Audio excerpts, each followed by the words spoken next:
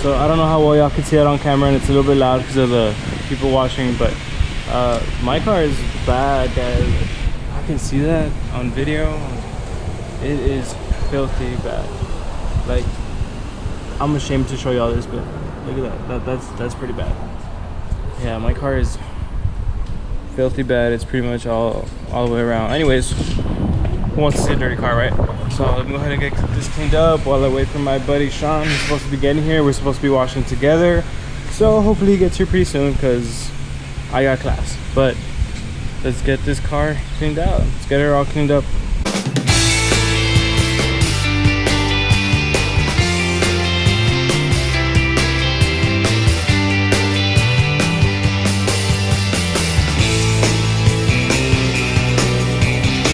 Hey, good afternoon, guys. So today I decided to make a quick video, and we're gonna go ahead and review my 2017 Mustang GT.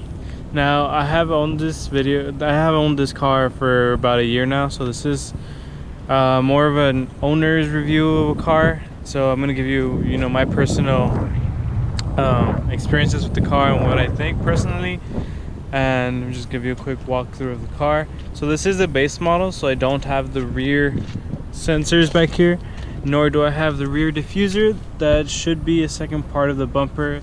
Usually if you get the premium, you get that, but I don't have that. It's a base model, and I really don't have anything on it except from the tinted tail light, the smoke tail light, and I did put some plastic dip, which now looks pretty crappy, so I gotta fix that. But other than that, car is pretty stock. Oh, and the X pipe along with the muffler delete, but I'll go ahead and get to that right now.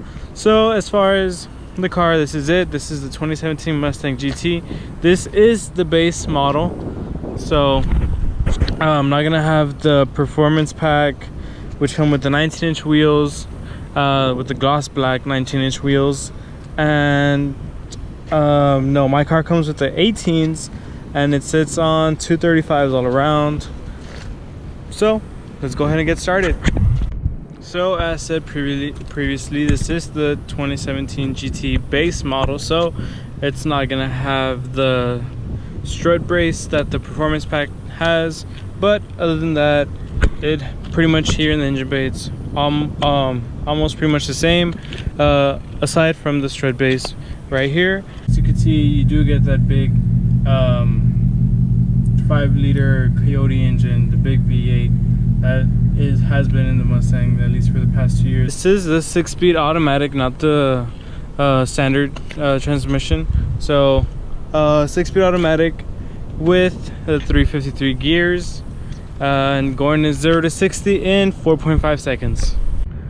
Along with the base model, aside from the tire difference, is that you don't get the Brembos, the 6-piston Brembos.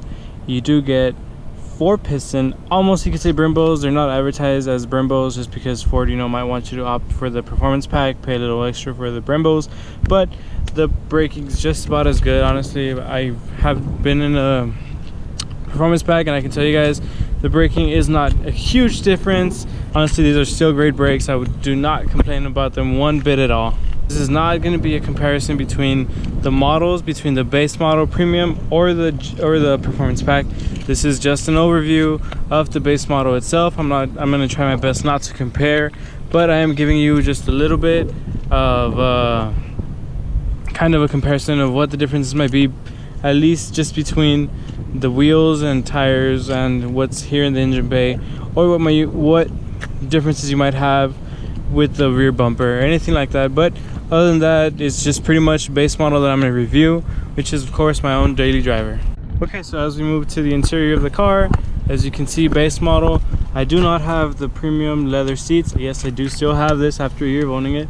Makes me feel like it's still new. So I do have the cloth seats, not the premium leather heated and cooled seats. I don't also have the premium lights up right here.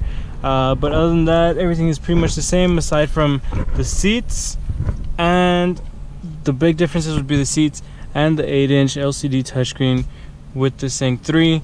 That honestly is pretty, I guess I would say, a really good, nice goodie to have. Not essential, but a really nice addition. Along one thing I do regret not having from the Premium is the toggle switches down here, which I think honestly are pretty awesome. If you're a Star Wars fan, honestly it reminds me of that. Reminds me of the race from Star Wars, the first movie, the little toggle switches. Yeah. Well, anyways, if you haven't seen it, good movie, go watch it. If you have, you know what I'm talking about, the little switches. Unless you have the performance pack, then you would have the little gauges right here. On the Premium you don't, you still get this. So other than that, that's pretty much it. So let's get into this, take her out for a spin. 2017 base model. Of course, I didn't opt for the Premium, as y'all have known. It was a little more extra, but you know, I enjoy my car as is. I just wanted a GT, and I love the car as is. I really don't need the Premium goodies. Good to have, not essential, at least not to me. But other than that, let's get right to it. So the car itself is honestly great. I myself do come from driving a truck, an SUV, to a sports car. I've always wanted a sports car, and I finally got one. So this is my first sports car. So going from a truck, a little SUV, to a sports car is quite a difference. It can throw you off if you're not used to it, which that was me. I was not used to this car or a sports car, much less a car. I was not used to a car, much less a sports car. So getting the feel for this, you know, was quite different. It did take some adjustment, some time to get used to. What I mean is, let's start with the brakes. So as far as the brakes, you know, in an SUV, they're quite different from a sports car, especially something like a GT.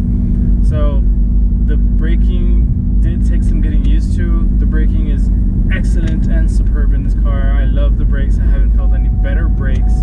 These brakes are really sensitive, and they're not something that I got used to, you know, right away. The first time I took it out for a test drive, I tried brake, then all I got was, yeah, just forward launch. It did take some getting used to, but you know, after this couple of days go by, you kind of get used to it. You get accustomed to the feeling of the brake, how much, you know, you gotta step on it, you gotta tap on it lightly, not just, you know, fully press on it like I was used to on a truck. But other than that, I mean, the brakes are excellent. I have no issues with the brakes whatsoever. Now the interior of the car does feel pretty awesome, I'm not gonna lie. I love the interior of the car. I have looked at other past models, and I gotta say this is by far my favorite, aside from the 2018, because that car, you know, they updated it even more. At least right here for the driver, the dash right here for the driver, you get that electronic dashboard now, but the digital dash, sorry. But other than that, the interior is pretty much the same. I love the interior on this car. Honestly, I think it's really sleek, more modern. I'm really glad they updated the interior, because I felt as on the S197s, you know, they're really similar as compared to seats per se, but you get a little more tech in the new S550 models.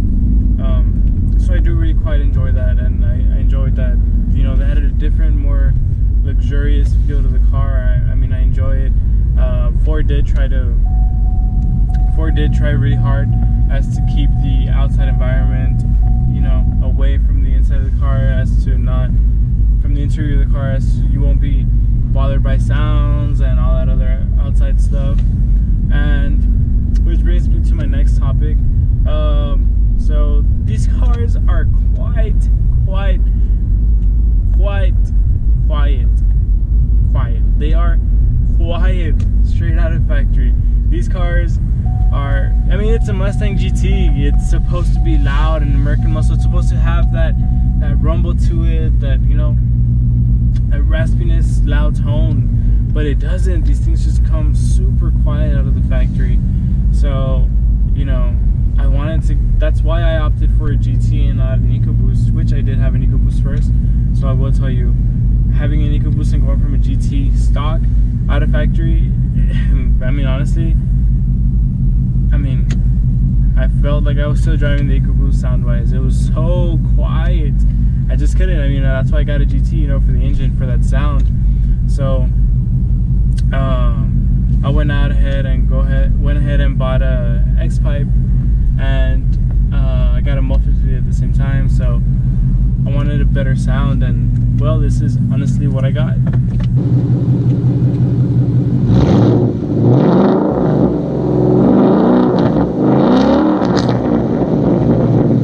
So as y'all can tell, that was quite a bit different from stock. If you've heard of stock GT, you know exactly what I'm talking about. Those things are really quiet. So I wanted a little more sound, a little more rumble, so I did, like I said, went ahead and got some aftermarket parts. Something you can get, it's a quick fix, it's not really a big deal, but you know, it's just, I didn't expect for a GT to come out of factory so quiet, but other than that, you know, it's not bad at all. So as far as my own experiences with the car, I have owned this car for about a year now, and I have put 16,000 miles on it, and you know, you do get the feel for the car, especially in that amount of time. So in that amount of time, I've gotten the feel of, you know, how to drive the car, how the car responds to certain movements and all that kind of stuff. And honestly, this is a really fun car to drive. This is a really fun car to drive. It's more refined thanks to the IRS, the independent rear suspension, in the back now. So you no longer have the live axle in the other models where, you know, you could hit a bump on the left wheel and your right wheel would be affected as well. Well, now you get that IRS, which helps out with that tremendously, and tremendously gives you a better handling of the car. It feels more refined. You know, if you hit a wheel, if you have a bump on the left side, it won't necessarily affect your right side, so it won't affect the whole handling of the car as a whole. The IRS really plays a big part in the handling of this car. It really is a lot different, a lot more refined, a lot, you know, more controlled. It feels more confident in the turns. Speaking of turns, this car is known to have a bit of an oversteer, but it's not anything that should scare you, because honestly, it's easily controllable with the throttle. This isn't a car that you should be afraid of. It's easily controlled. You know, as long as you know what you're doing and you're not out there being stupid, you should be fine. You should be quite fine. This isn't a car to be afraid of. It feels confident around turns. It's predictable. You know, you can feel you can get a feel for the car, and it's not something that, you know, it should pull you away from the car or scare you. And you know, to add to that, the back end of this car, it's not as bad as the previous models. The back end is not as bad, as loose as it has been in other past models. It handles itself really well, and I have no complaints of it whatsoever. This car is a lot of fun. It really is a controlled car that you can go out and still have a fun day with. You know, you can take this car out and it'll leave you with a smile on your face. It honestly will. I know I'm giving a lot of praise to this car. It does have its downsides, but that's, you know, for another video. I'll make another video on that. I haven't had any problems whatsoever, engine-wise, or any other problem that'll, you know, that I haven't been able to use my car. Everything's been great. Everything's been functioning great. The only things that I have seen here and there is that sometimes the Bluetooth on the first models, the earlier models, the 2015 models, the Bluetooth would go out a lot, or does go out a lot. You suddenly can't connect to it, or you'll connect to it, and you know, it'll say that it can't play the music or something like that. It did happen to me personally with my EcoBoost when I had it. I did have a little bit of issues, but I haven't had any issues with this one. It's been great, and it's handled itself great ever since I got it out of the dealership. So no issues whatsoever there. So as far as miles per gallon and, you know, gas mileage and all that stuff, gas consumption, this is honestly a great car. At least for me, it's handled itself really well. I am getting 18.4 miles to the gallon, so I am stoked about that. Honestly, I'm getting really good gas mileage on this V8. Something that I did not think, because my friends get 13 miles per gallon, so I was like, you know what, oh well, you know, I wanted the GT. I knew the gas consumption was going to be a lot different than having an EcoBoost. But no, honestly, it's been great. I've been getting great gas MPGs, and even in the highway, I've been getting up to 26 miles per gallon. I did a video on that recently, but we're up to Austin, which is about 3.5 hours, 4 hours tops from here, and I was getting 26 miles to the gallon. So as far as gas mileage and all that, gas consumption, the car handles pretty well. Honestly, gas lasts about a week, and I do drive it daily, and I drive it pretty hard from point A to point B. So pretty glad about that. One last thing before I forget is, when I get in this car, another thing I had trouble adjusting to was the length of the car. This car is almost the size of a full Camry, and that Camry is a four-door family sedan, four-door family car. So this car is almost the size of that sedan with a two-door coupe. So just to show how long, you know, the length of this car and how long it really is. So as per se, to add to that, you know, I had quite a difficult time with the clearance of this car, from getting from you know, from parking to backing up. I couldn't really see the ground. I couldn't see, you know, how much space I had in front of me. It was quite difficult. It was quite difficult to see the space in front of me and how much space I had left. So I did have some trouble with that, you know, as far as clearance from other cars or from other objects around me or in front of me. It was a little bit difficult, but after driving around in it for a bit and, you know, getting accustomed to the car, getting a feel for it, it becomes quite easy. You drive it like, you know, like you've had the car for forever. It gets a lot simpler and a lot easier to measure the distances. I've had a great time with my car. I'm taking it out of town, and it's been great. I have had no issues passenger wise. They've had no issues. The space in the back, if you think it's useless, it's really not. You really can fit people in the back. I've fit people taking them out of town. After a while, it does get quite uncomfortable, but that's after a really long drive. But other than that, you know, if you're in city taking your passengers from, you know, to go out to eat for lunch or anything like that, you should have no problems whatsoever. It is great car. So I have no real issues with the car. I love it. I really have loved this year of ownership with the car. So as I said, guys, you know, I do love this car. I really enjoy taking it from point A to point B. It is my daily driver, so I have gotten accustomed to the car. It drives great in this city. I haven't taken it to the track, so I can't give you any personal experience from that. But in city use, highway use, it is a great car. Definitely daily drivable. Really great experience in this car. So no regrets whatsoever. So before I go, I am gonna try to do a little pull here. Let's try from a dig. It's the wet. Where I'm at right now, it did rain.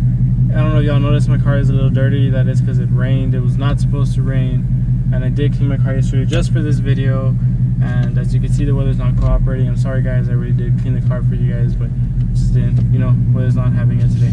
So let's do a dig real quick. Let's put it in sport, and let's go ahead. Use the paddle shifters here. Start from the dig. So here we go.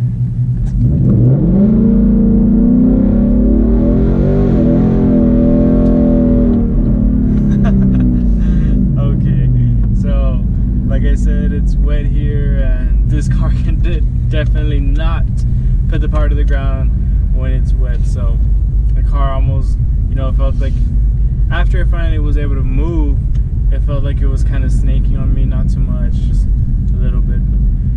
But like I said, fun car, guys. I've had a hell of a time, and I will keep bringing you guys videos of this car and other videos. I will be bringing you guys videos of what I love from this car, you know, some of the things that really do stand out tons to me in this car, and some of the things that just get on my nerves so much that I can't stand at all whatsoever. So those will be 2 different videos coming out that I will be bringing out to you guys. So I hope you guys did enjoy this video. If you did, give it a big thumbs up. If you're not subscribed, go ahead and click that subscribe button, and that way you can keep up with more content, and you can keep up with more videos and more adventures that I do go on with this car. Again, hope you guys enjoy this video. Thanks for stopping by.